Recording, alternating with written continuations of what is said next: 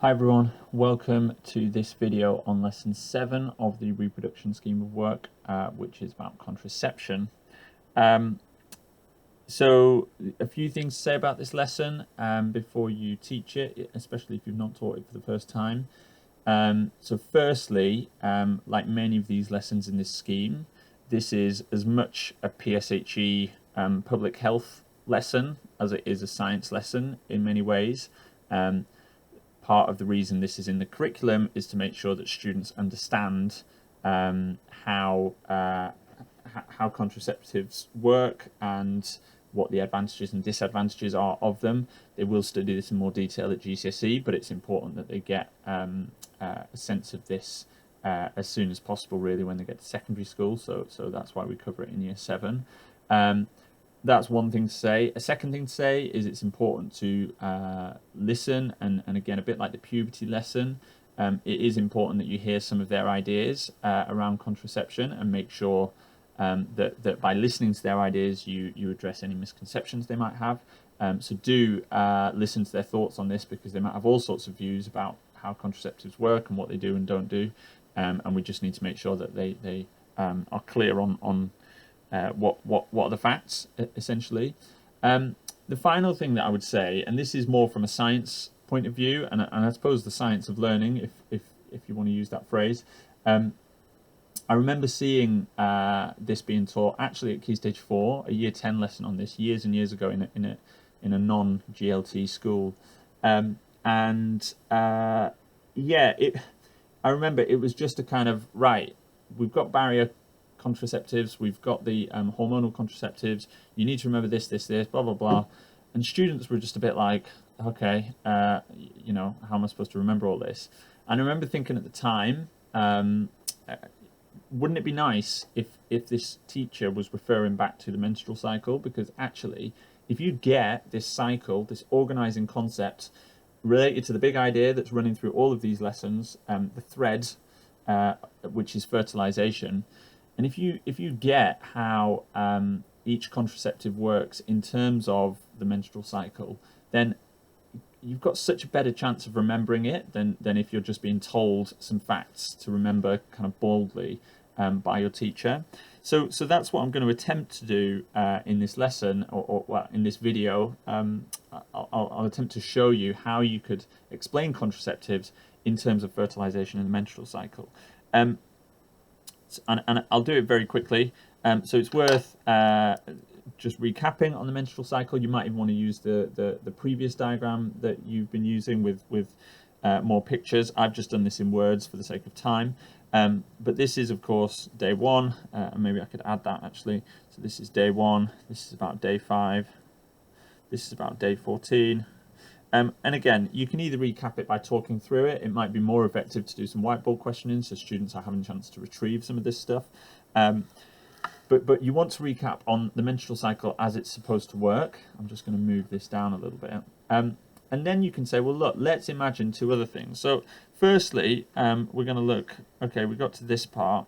We got to day 14, the egg is released. So the egg has now been released into the oviduct, so it's up here. Now what's supposed to happen is that the sperms swim up from the vagina through the uterus, they reach the oviduct, and that's where fertilization can happen.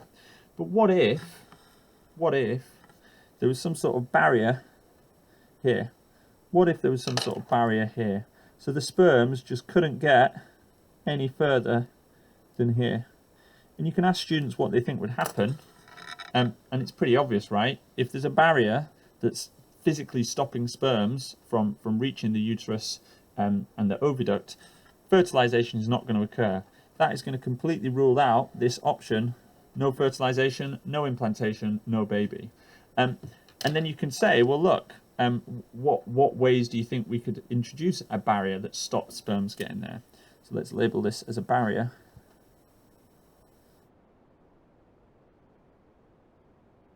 And hopefully they'll recognize that, things like condoms and the rings and so on, all of those act as barriers to stop the sperms getting to the oviduct, and that means fertilization cannot occur.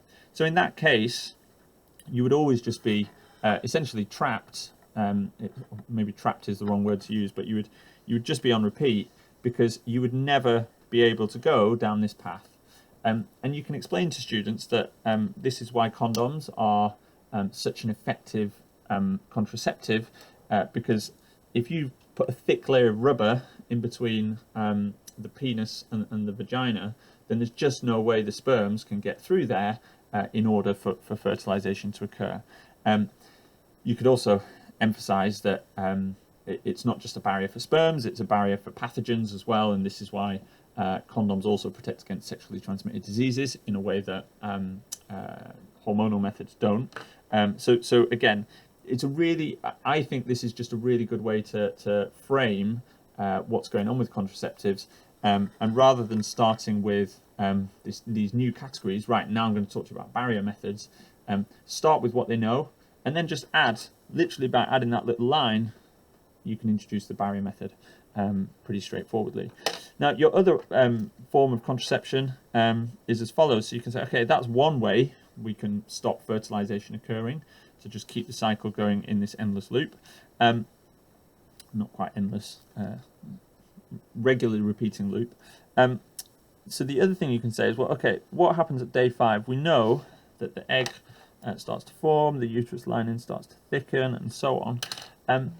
Now, what if we introduced a hormone to the female's body that kind of did a shortcut of the cycle? So it actually stopped the egg from being released. It didn't allow the egg to go into the oviduct. What we'd essentially be doing is doing this. We'd be skipping